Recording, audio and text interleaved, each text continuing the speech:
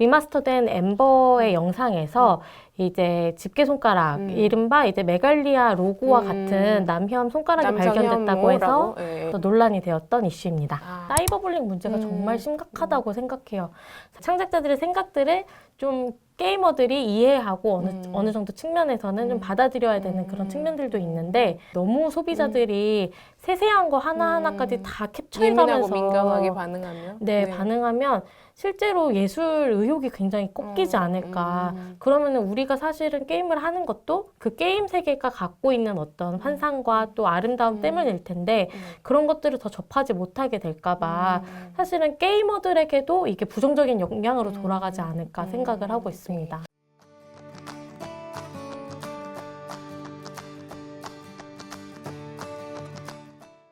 와인처럼 잘 익은 뉴스를 균형감 있게 전해드리는 경향시소. 저는 시사소믈리에 경향신문 기자 임지선입니다. 얼마 전 이른바 넥슨 손가락 사태가 큰 파문을 일으켰습니다. 넥슨의 게임 홍보 동영상 속에 누군가 일부러 혐오 동작을 넣었다는 주장이었고요. 제대로 된 조사 없이 하청 업체에 대한 강력한 제재를 시사하면서 또 한 번 마녀 사냥 그리고 사상 검증으로 이뤄졌습니다. 경향신문 취재 결과 해당 장면에 원하는 40대 남성이 그렸다는 사실도 드러났는데요.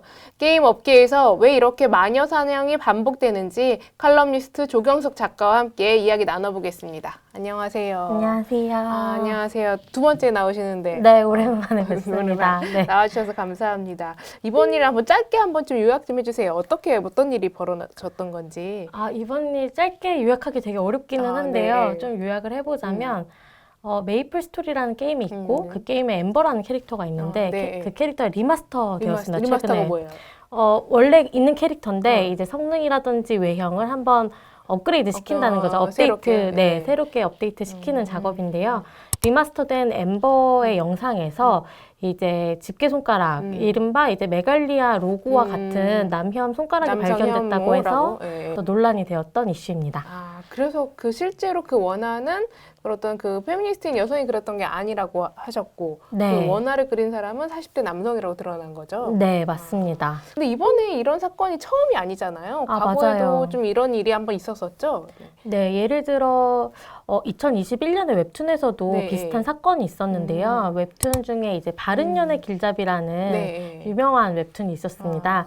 거기에 이제 한 등장인물이 조금만이라고 하면서 그 손가락을 우리 지금 해야 되는지 모르겠는데 그 손가락을 했는데 이제 그게 이제 남성 혐오 손동작이다라고 해서 크게 이슈가 되었었고, 그것 때문에 한번 논란이 불붙었던 적이 있습니다.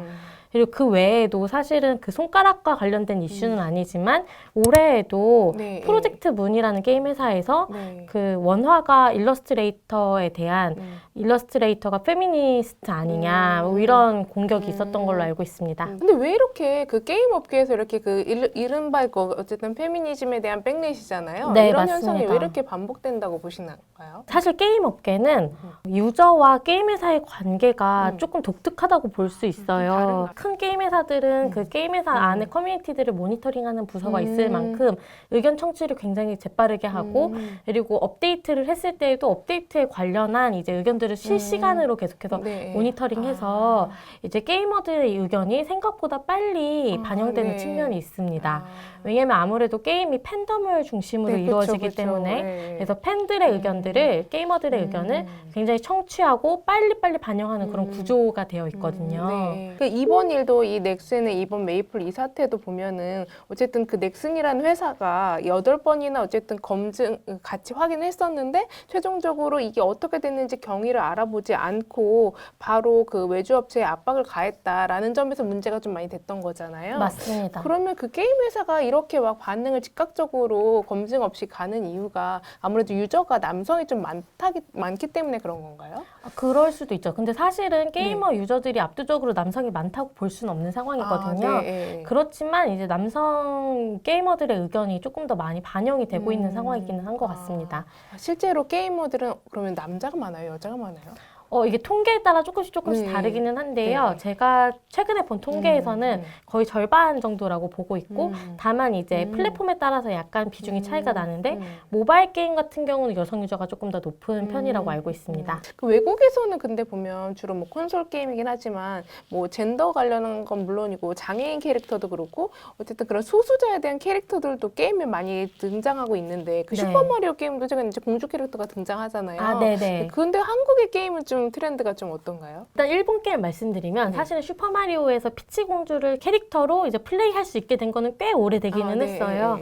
근데 최근에 이제 슈퍼마리오 오디세이 같은 경우는 스토리가 굉장히 재밌었다고 생각을 하는데 어떤 스토리인가요? 이제 보통 우리가 마리오를 얘기를 할 때 공주를 구출하는 서사가 그렇죠. 이제 너무 여성을 수동적으로 본다 약간 그쵸, 이런 그쵸. 얘기를 하잖아요. 네. 근데 슈퍼마리오 오디세이 같은 경우는 똑같은 서사임에도 불구하고 결말이 좀 달랐어요. 약간 스포일러일 수 있지만 결말에서 피치 공주가 이제 쿠파와 이제 마리오가 동시에 구혼을 하는데 네. 둘 다 거절합니다. 아. 거절하고 난 혼자 여행을 떠나겠어 하고 여행 가거든요. 네. 여성의 이제 주체성을 좀 강화시키는 방향으로 스토리를 변경시키고 있는 것이 맞는 흐름인 것 같고요. 그렇죠. 네. 다만 우리나라 게임도 게임 스토리라든지 캐릭터 안에서 뭐 그런 식으로 남성을 극대화시킨다거나 여성을 뭐 이렇게 과소평가한다거나 이런 식으로 이루어지고 있지는 않아요. 엠버 같은 캐릭터도 이제 아이돌 의상을 입고 네. 나오는 캐릭터인데요. 이번에 문제가 된.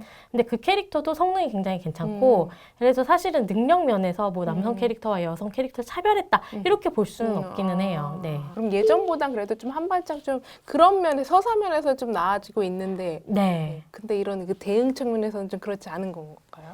제 생각에는 이제 리스크 관리라는 측면에서 직원을 네. 보호하지 않고 특히 외주 직원을 네. 직원을 보호한다는 개념이 없어서 사실은 이게 좀 문제적인 것 같은데요. 청년 유니온에서 올해 발표한 자료가 있습니다. 네. 이제 게임업계 노동자들의 사이버 불링 실태 조사를 했는데 이제 그 실태 조사에 따르면 사이버 괴롭힘 이런 거 말씀하시는 네, 거죠? 맞아요. 근데 그 보고서가 굉장히 참담한 어떤 형국입니다. 예를 들어 어떤 특정 직원이 페미니스트인지 아닌지를 계속해서 해명해라. 이런 식으로 그걸 왜 해명해야 돼요? 그렇죠. 이게 꼭 일러스트라든지 그런 문제가 아니더라도 그걸 해명하라고 메일을 계속 보낸다거나 아니면 특정 직원의 신상을 밝혀라라는 식으로 유저들이 이렇게 보내는 거예요. 압박을 한다거나 아니면은 신상 정보를 자기네들이 어떻게든 알아내서 그걸 공유한다거나 이런 식의 협박이나 괴롭힘을 당했다는 사람들의 증언들이 꽤 많이 있고요. 그래서 사실은 이번 손가락 사태뿐만이 아니더라도 게임업계 종사자들을 향한 페미니즘 사상 검증은 계속해서 일어나고 있었다고 생각합니다. 근데 결국 그 게임 산업이 어쨌든 그런 남성 유저가 좀 밀접하게 가다 보니 이런 일이 좀 벌어지고 있는 것 같은데, 근데 말씀하신 대로 노동 이 차원에서 보면 게임 산업의 노동 구조라든 게 어쨌든 노동자의 지위가 굉장히 약하잖아요. 그리고 지금도 이번 사태 보면 노조가 있기는 하지만 노조의 또 대응도 좀 보통 흐름과 좀 다른 것 같고, 그래서 게임 산업의 노동의 실태는 좀 어떤지 좀 이런 거 좀 말씀 부탁드릴게요. 다른 업계도 좀 비슷할 수도 있지만 게임 업계도 이제 하청 구조들이 굉장히 만연화되어 있다고 할까요? 사실 이번에도 스튜디오 뿌리 같은 경우는 넥슨의 외주를 받아서 작업을 하는 형태잖아요.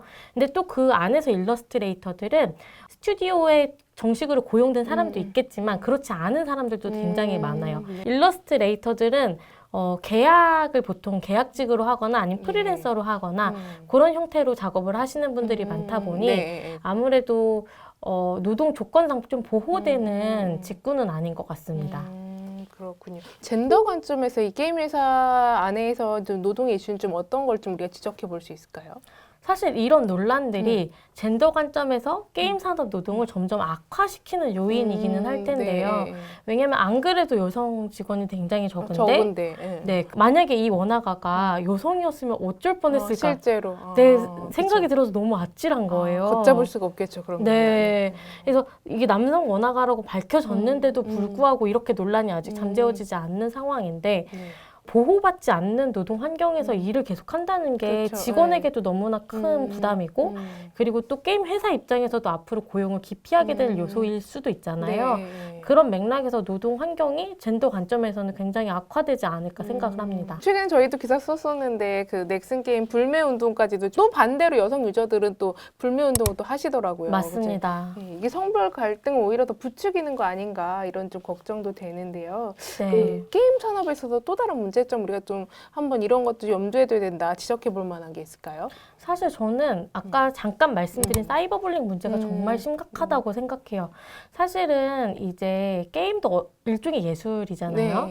예술이면 창작자들의 어떤 의도라든지 아니면은 창작자들의 생각들을 좀 게이머들이 이해하고 어느 정도 측면에서는 좀 받아들여야 되는 그런 측면들도 있는데 지금처럼 이렇게 너무 소비자들이 세세한 거 하나하나까지 다 캡처해가면서 예민하고 민감하게 반응하면 반응하면 실제로 예술 의욕이 굉장히 꺾이지 않을까. 그러면은 우리가 사실은 게임을 하는 것도 그 게임 세계가 갖고 있는 어떤 환상과 또 아름다움 때문일 텐데 그런 것들을 더 접하지 못하게 될까봐 사실은 게이머들에게도 이게 부정적인 영향으로 돌아가지 않을까 생각을 하고 있습니다. 이렇게 되면 계속 스스로도 그 자기 검열을 하게 될 것 같아요. 그 만드신 창작자분들 입장에서도 이거는 괜찮은가? 이거는 괜찮은가? 이런 거 생각해서 들지 않을까요? 네, 정말 그럴 것 같고요. 특히 이번에 문제가 되었던 스튜디오 뿌리 인터뷰를 봤는데요. 그 인터뷰에서는 지금 손가락을 그리지 못하는 상황이라고 하시더라고요. 아예 그냥 그 모든 그 앞뒤 전후 맥락을 빼고서요? 네. 일단 손가락은 비워놓고 그리고 있다라고 하시더라고요. 그 부분이 너무 마음이 아팠습니다. 그러게 마음이 네. 아프고 진짜 그러면 그런 일이 있어서는 안 되는 거 아닌가요? 네, 그쵸. 이게 어떤 의도로 그렸든지 그리고 사실은 그런 의도를 가지고 내가 그림 안에 이걸 꼭 넣겠다라고 하는 사람들은 사실 흔치 않거든요. 네, 진짜 극히 드물 것 같은데. 네, 아무리 페미니스트라고 해도 절대 그런 일을 하지 않습니다. 네, 그 진짜 페미니스트는 그냥 대놓고 말씀을 하실 것 같아요, 제 생각에는. 네. 그래서 그리고 페미니즘이라고 해서 아까 말씀드린 것처럼 남성 혐오를 갖고 있는 사람도 아니고 네. 그래서 이게 페미니스트라고 해서 이런 식으로 계속해서 검증당하고 예민하게 반응을 받아야 되고 이런 상황이 너무 폭력적인 게 아닌가라고 생각하고 있습니다. 그럼 앞으로 정말 모든 게임이든 모든 화면에서 우리가 손가락을 볼 수 없는 상황이 이르는 거 아닌가라는 좀 걱정도 되는데요. 네. 네, 알겠습니다. 오늘 말씀 여기까지 듣겠습니다. 감사합니다. 감사합니다.